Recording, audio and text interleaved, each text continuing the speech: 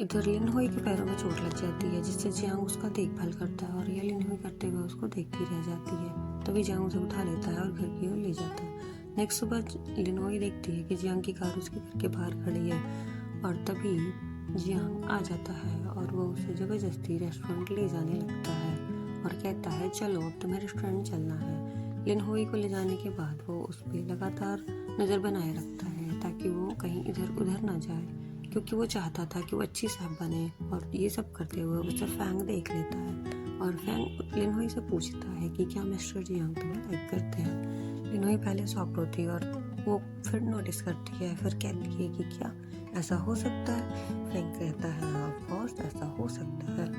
और तभी जियांग उसे देखता है और उसे अपने साथ चलने के लिए कहता है और लिनहुई मना कर देती है। और फिर वो बड़े भाई के पास जाती है इंग्रेडिएंट लेने के लिए और जब ही सूजी उसे देख लेती है और कहती है, अच्छा किया तुमने ये करके, और जियांग का ऐसे ही भरोसा तोड़ते रहना ताकि वो तुम पे कभी ट्रस्ट ना करे। लिनहुई ये सब सुनती है और वो शॉक्ड रह जाती है सुन के उसकी बातों को, लेकिन सूजी बराबर कहते रहती है कि तुम अच्छा कर रही हो, भाई तुम पे ट्रस्ट करता है, लेकिन तुम ऐसा करके उसका ट्रस्ट तोड़ती जा रही हो, जिससे कि वो एक बार फिर से लोगों पे ट्रस्ट करना भूल जाएगा। और लिनहुई जो कि अभी उसके बड़े भाई से बात कर रही होती है, वो इंग्रेडिएंट्स के मसलों पे उससे बात करती है, लेकिन फिर भी वो उससे खरीदने के लिए इंग्रेडिएंट कहती है और वो इस बारे में बात करते हैं। फिर वो खुश हो जाती है। नेक्स्ट टाइम हम देखते हैं कि यहाँ के एक बड़ी कंपनी के सीईओ से मिलने आया है, जो कि उसकी खुद की बहन है और वो उसे अपने रेस्टोरेंट के प्रमोशन के लिए कह रहा होता है, जिससे कि वो पहले तो नहीं मान रही होती है और बहुत केंकी मनाने के बाद तो वो कुछ मानने के लिए तैयार होती है, लेकिन वो फिर भी नहीं मानती है तो उसे केंग मनाने लगता है और वो फिर लास्ट में उसके रेस्टोरेंट के प्रमोशन के लिए मान जाती है। और इससे हमें पता चलता है कि किंग इसी तरह से अपना टाइम पास कर रहा होता है इन सब चीज़ों में। और तभी उसे सूजी की कॉल आती है। सूजी की कॉल को देखते ही वो उससे कॉल करके बात करने के बाद खुश हो जाता है और उसकी बहन को बताता है कि वो उसकी गर्लफ्रेंड है। इधर हम सूजी को देखते हैं जो कि गिरने का नाटक कर रही होती है और फेंग बलून लेके आया होता है और फेंग बलून फेंक करके उसको बचाता है। और फिर सूजी को देखते हुए कहता है, क्या तुम पागल हो, लेकिन सूजी नहीं मानती है और वो उसे बचा लेता है। फिर सूजी फेंग से केन से उसके और लिनहुई के रेस्टोरेंट के बारे में पूछती है कि क्या तुम लोग मिलकर के एक रेस्टोरेंट प्लान कर रहे हो, तुम ऐसा क्यों कर रहे हो, तुम उसके साथ रेस्टोरेंट क्यों प्लान कर रहे हो। किंग से बहुत पूछने के बाद भी किंग उससे कहता है, सॉरी मैं इस मसले पे तुमसे बात नहीं कर सकता, मैं ये नहीं बता सकता।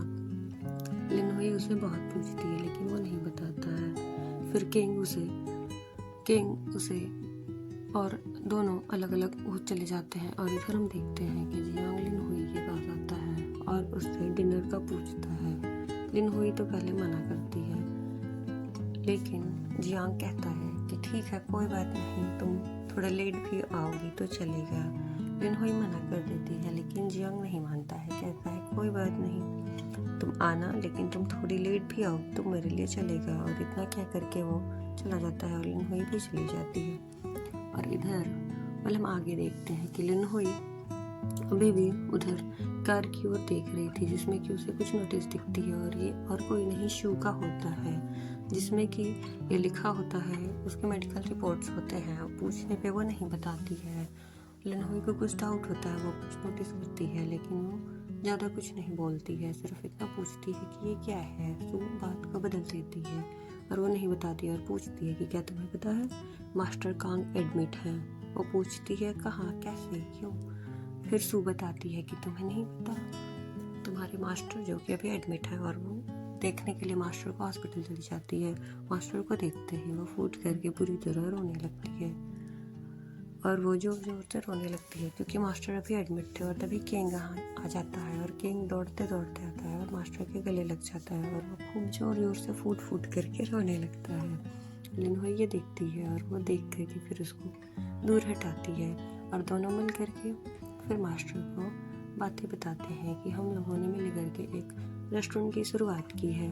और मास्टर ये सुनते हैं, लेकिन मास्टर को पता होता है कि अब उनकी तबीयत ज़्यादा खराब है, लेकिन फिर भी वो इन दोनों से ये बात नहीं बताते हैं। और लिन हुई फिर कहती है कि मास्टर, हमने एक नया रेस्टोरेंट खोला है जिसमें कि हम आपको ले चलेंगे अपने फूड्स के चेक कराने के लिए। और वो दोनों लेकर के मास्टर को वहाँ से निकल जाते हैं और मास्टर को लेकर के फिर रेस्टोरेंट में जाते हैं जहाँ की लिन हुई ने अपने हाथों से खाना बनाया होता है विभिन्न प्रकार के। और वो मास्टर को टेस्ट कराती है जो कि मास्टर को बहुत पसंद आता है। और वो कहते हैं कि लिन हुई, तुमको फाइनली खाना बनाने आ गया है। और ऐसा कह करके वो टेस्ट करने लगते हैं और लिन हुई ने उनके लिए बहुत सारा अलग अलग फूड बनाया होता है। और ऐसा करते वक्त उसे खांसी आने लगती है ज़ोर ज़ोर से और उसकी तबीयत ख़राब हो जाती है, जिससे कि किंग इमरजेंसी कॉल करके उनको फिर हॉस्पिटल ले जाता है। और ये सोचते हुए फिर लिन हुई बहुत उदास हो जाती है और वो उदास होते हुए और वो रोने लगती है और फिर बहुत कुछ सोचती है। और इवेल इधर जियांग को देखते हैं तो जियांग टेबल पे बैठ करके लिन हुई का वेट करता है खाने के लिए, जिसने कि आइटम्स बना रखे होते हैं। जब भी लिन हुई की कॉल आने पर वो उठ करके वहाँ से चला जाता है और देखता है तो यहाँ लिन हुई अकेली सीढ़ियों पर बैठ करके रो रही होती है। उससे पहले कुछ समझ नहीं आता, फिर वो उससे पूछता है तो लिन हुई बताती है कि एक समय था, वो अपनी पूरी बात बताती है कि एक टाइम था जब किसी ने उसकी हेल्प नहीं की थी, तब मास्टर कांग ही थे जिन्होंने उसकी हेल्प की थी अकेले में। और उनके जब पिता की तबीयत खराब थी तो उन्होंने हेल्प करी हुई थी, जिससे कि कांग के लिए उसके मन में बहुत सम्मान है। और वो ये भी बताती है कि मैंने पहली बार उसी समय 5 स्टार होटल के किसी भी मास्टर का खाना अपने हाथ खाना चखा था, जो कि मास्टर कांग ने बना के खिलाया था। उस समय वो बहुत भूखी थी।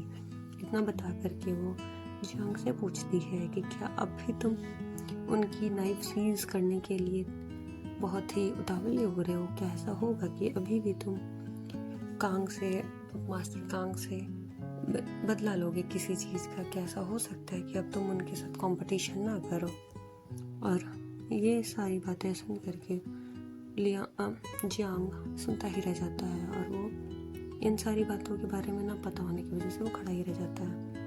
नेक्स्ट सुबह हम देखते हैं कि जियांग को एक लेटर मिलता है जिसमें कि ली परिवार की तरफ से उसको एक नोटिस मिली होती है और इसमें और कुछ नहीं चैलेंज होता है, जो कि और किसी ने नहीं, लिन हुई नहीं किया हुआ था चैलेंज की अब मुझे खाने में हरा के दिखाइए। इसका मतलब होता है कि इन लोगों ने जो भी आपस में कर रखे होते हैं कि इनके लिए सबके पास जो चाकू अवेलेबल होते हैं, इनसे ये अपने ख़ानदान को रिप्रेजेंट करते थे और उससे वो लोग मुकाबला करते थे एक दूसरे से टेस्ट में। और ये करके लिन हुई चैलेंज तो कर देती है, लेकिन वो फिर बहुत शॉक्ड होती है कि क्या मैं ऐसा कर पाऊँगी कि नहीं। और वो यही केन से बात कर रही होती है और यही सोच सोच के